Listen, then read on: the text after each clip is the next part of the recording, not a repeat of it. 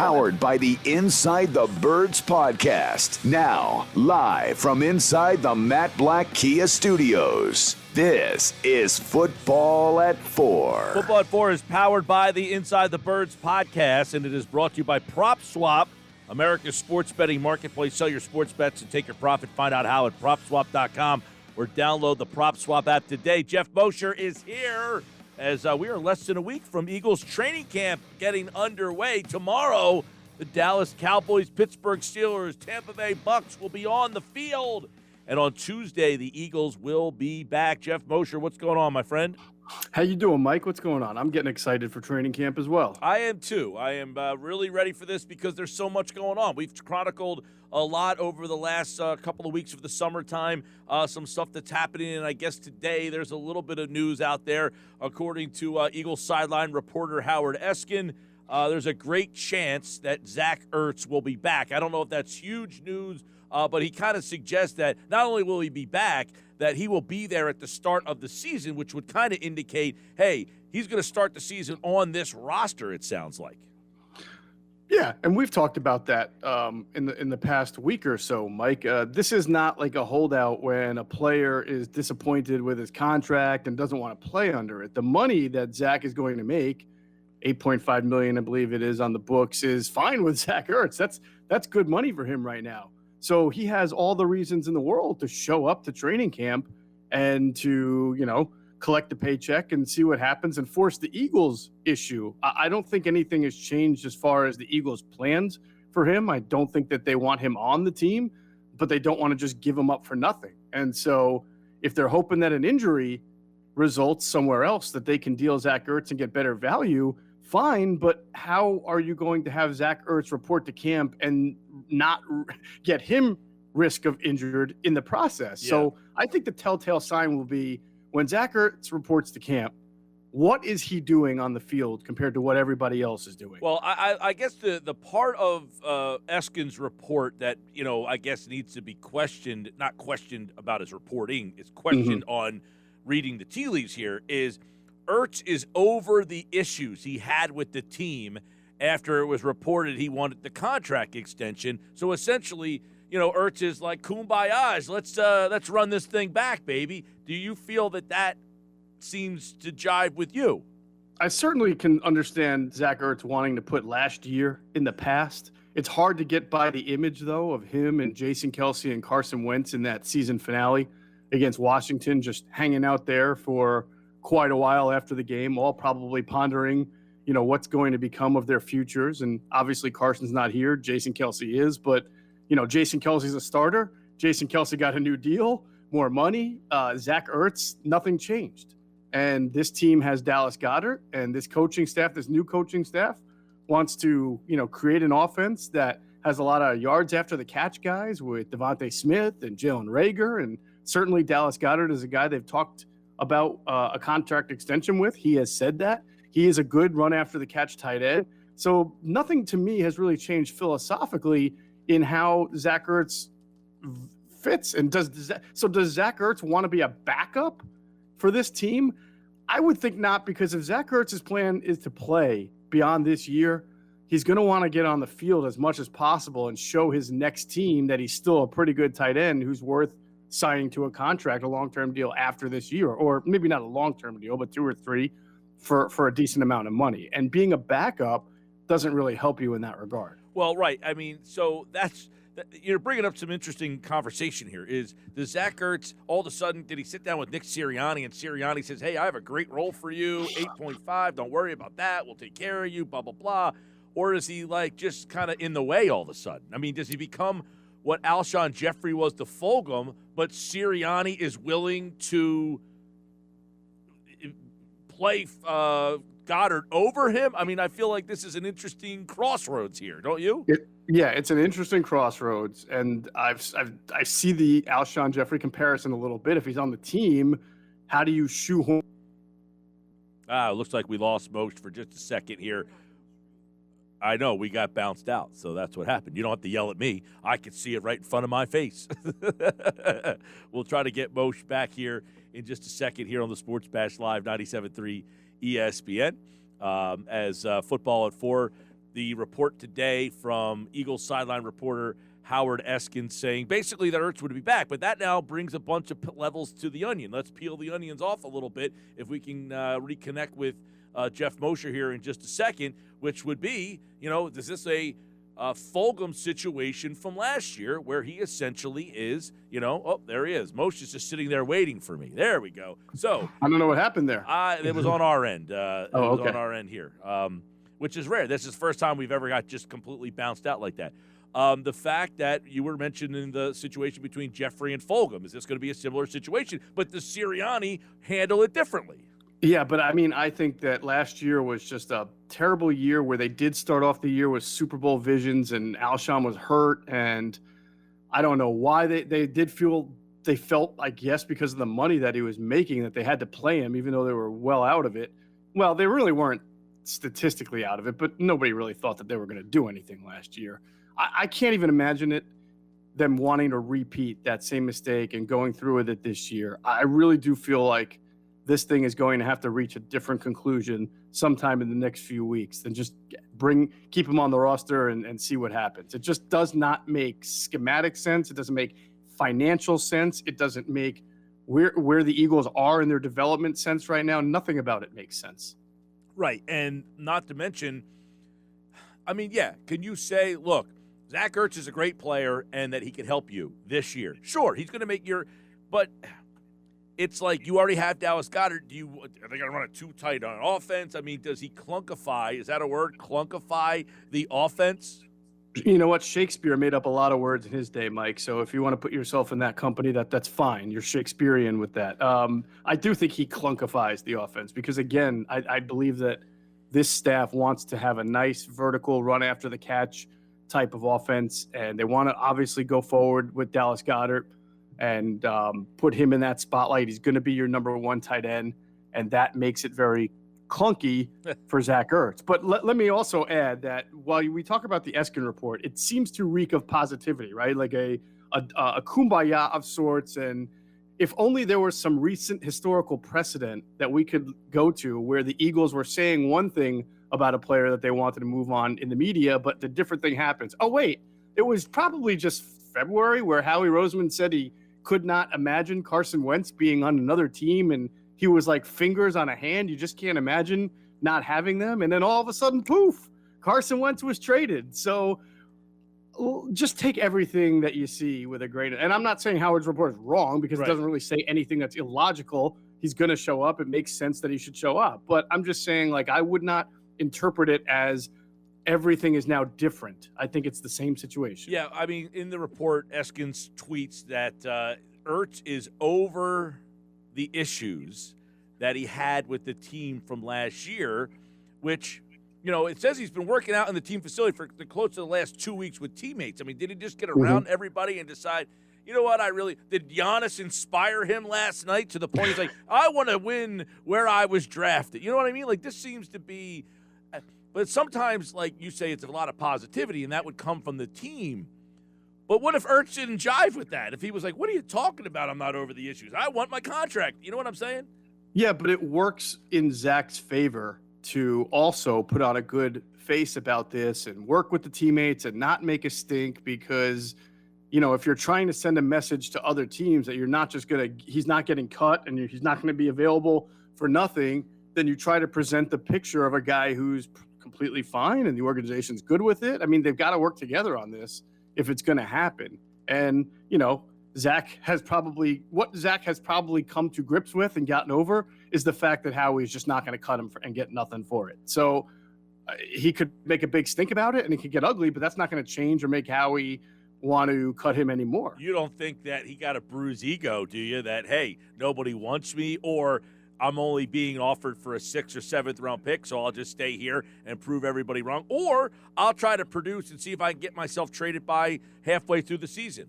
No, I still think he thinks something will happen before the season. But at this point, you have to stay in shape. You have to be ready. You've got the resources here in Philadelphia, and it's not like he ever had any issues with his teammates. So I think he's just doing what a player would normally do to stay in shape and be ready. Right. Because you mentioned it. On the season finale, basically, he's sitting on the sideline. He has this postseason press conference. saying that he doesn't want to be traded, but he kind of reads the writing on the wall. You've had all these reports throughout, hey, something could happen. The draft comes and goes.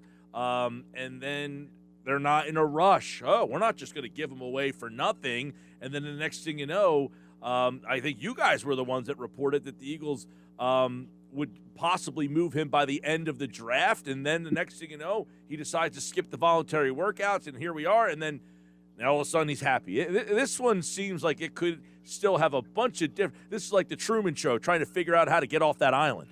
Yeah, honestly, if it's a it should feel like a typical Eagles story. I mean, we kind of went through a similar ordeal with Wentz. Are they going to trade him? It seems close. Then it was like that agonizing week before it actually happened, and people started to believe it wasn't going to happen.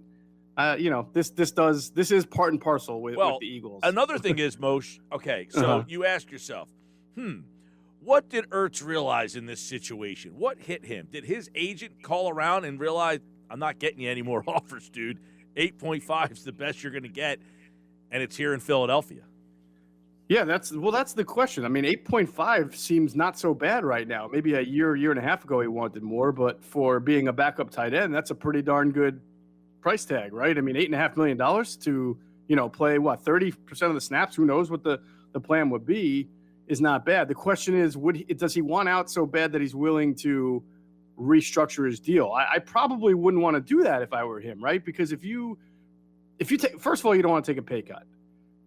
Secondly, you want to still just have 1 year left and not have a team kind of kick money down the road like the Eagles do, because then they have money on the books that you're responsible for. So they may want to keep you, and you may want to just be a free agent next year. So it's a difficult situation where he wants to make 8.5 because he could get hurt and never get a chance to make any of that money again. But he doesn't want to spread that. I'm not speaking for him. I wouldn't want to have my money, my 8.5, kind of spread out over somebody else's books where they have the ability to retain me in 2022 and 2023, because I want to be a free agent again, hoping I have a good year and make more than $8.5 million. Well, I guess the thought process for both sides here, and this is risky, is that he plays well in maybe limited reps or whatever role they give him, and then teams start calling for a trade. That's the risk of it, and we'll see if it gets that far. I'm skeptical of it. I don't believe it'll get that far. If I'm wrong, I will be the first person to admit it. Sure. I have to take into account that this is a man who almost died on the football field, 3 or 4 years into his career in that training camp where he had that punctured lung thing that almost touched his heart, right? I mean, so I don't blame him 1 second for wanting to collect every single cent that is on his contract. Well, we had heard, John Clayton was on with us way back towards the draft and said, yeah, Seattle's interested, but they're not giving up a 3rd or 4th round pick, which is what Philadelphia fixated on. So I guess there is a point that somebody would be interested. Now, the 8.5, I guess at this point, is a problem for teams because they're into training camp and their books are pretty much set. That's where I think the rub comes on making a trade at this point. I would agree with that. It becomes complicated, but as we have seen with the Eagles, with other teams, there's way to free up money. And there's way to free up money and also ensure that, if you're doing some kind of contract restructure, that, you're guaranteed after this first year that you're not going to be on the team the next year, and have that kind of, made very obvious in the contract. So there's ways it can be done. I mean, look, we know that the Eagles had some pretty extensive talks, and deal was almost done around the draft. So we know it can be done.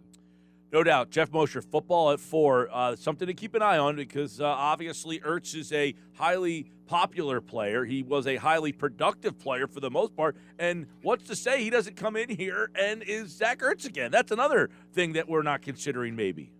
Yeah, I'm of the mindset that Zach is probably not as bad as people think he is now. I mean, I watched a lot of tape last year in the first few weeks before he got hurt. I thought that there were some opportunities where he could have made big plays and the ball just either didn't come to him or was not thrown very well. So, but the tape did show also kind of some difficult body language, a little slowing, which may have been from the ankle. I mean, I'm not saying he's a guy who can still catch you 90 balls a year like he was doing a few years there.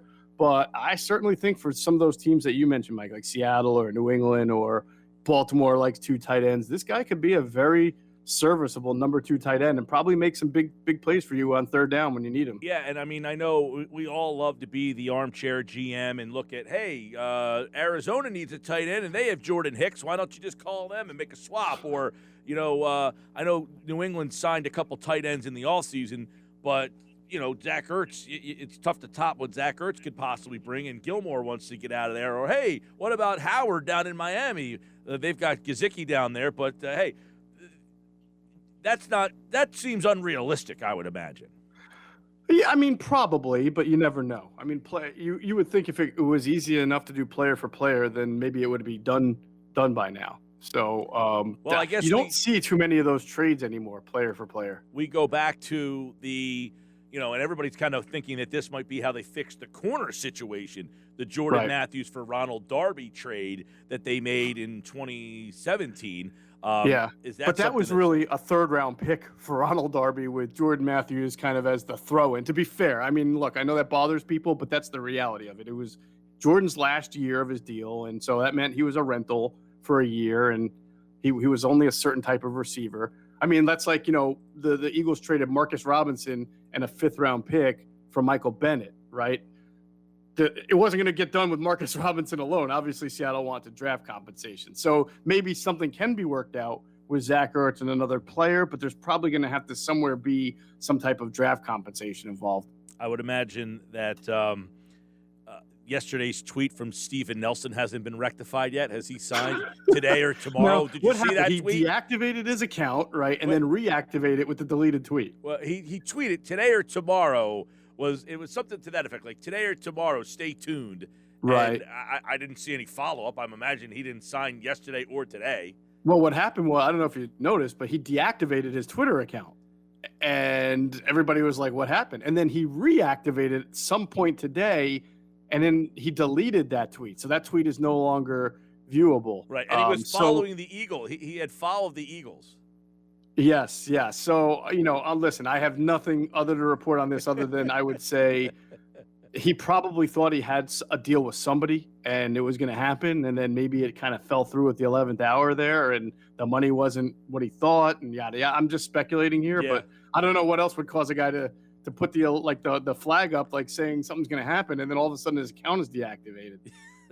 I love how we have to read the tea leaves on people's social media accounts to try to figure out what possibly could happen. Hey, almost as bad as Ben Simmons' workout videos. Yeah, on his birthday, no less, right? Happy birthday. I'm in the gym. Don't question me. That's right. Over at InsideTheBirds.com, you and Andrew have been debating different storylines. So the latest one is the backup running back spot. Which team were you on? So it's strange because my I think from a talent level, I would say Team Kerryon Johnson. There's a reason he was a second-round pick and he has had success. But there's something about Jordan Howard's ability to appeal to no other team but the Eagles, who keep trade for him, bring him back, brought him back last year after averaging 1.2 yards per carry with Miami. That makes me think that they see something in him. They like him in the locker room, or there's just something about him that they feel is better off here. And of course, Kerryon has to stay healthy. That's been an issue for him. So while I would want to be in the Kerryon Johnson camp because I think he's the better overall player, there's something about this competition that makes me think at the end of the day, Jordan Howard's going to live again. And then Boston Scott's in there with the rookie fifth-round pick. What the heck's his name? Kenneth Gainwell. Kenneth Gainwell. So listen, this is a guy who's got a really good chance to not only make the team but compete early on as long as things don't overwhelm him. We see that with rookies. They have great camps, right? Then they go week one. Miles Sanders had that issue his rookie year for the first few weeks. But I just know that the team was really fond of what they saw of him, even in the relaxed kind of OTAs, and they've got plans for him if he can handle the workload. Geoff Mosher, Football at 4 here on the Sports Bash. When we talk to Geoff next, it will be the eve of Eagles training camp, and we will take a look at it all. Tomorrow, Adam Kaplan is here. On Friday, Andrew DeCecco previews the NFC East, and then the next time Andrew is back, it will be the start of Eagles training camp. It is here, Geoff Mosher. It is here. And by the way, the Eagles open up the preseason on Thursday, August the 12th. So that is almost here as well. Geoff, all right, man. We made it through another offseason. Still managed to talk football every day. It's amazing, right? It's unbelievable. It really Unbelievable. is. All right, have a good one. At Geoff Mosher NFL, yes, football at 4 every day, 4 o'clock.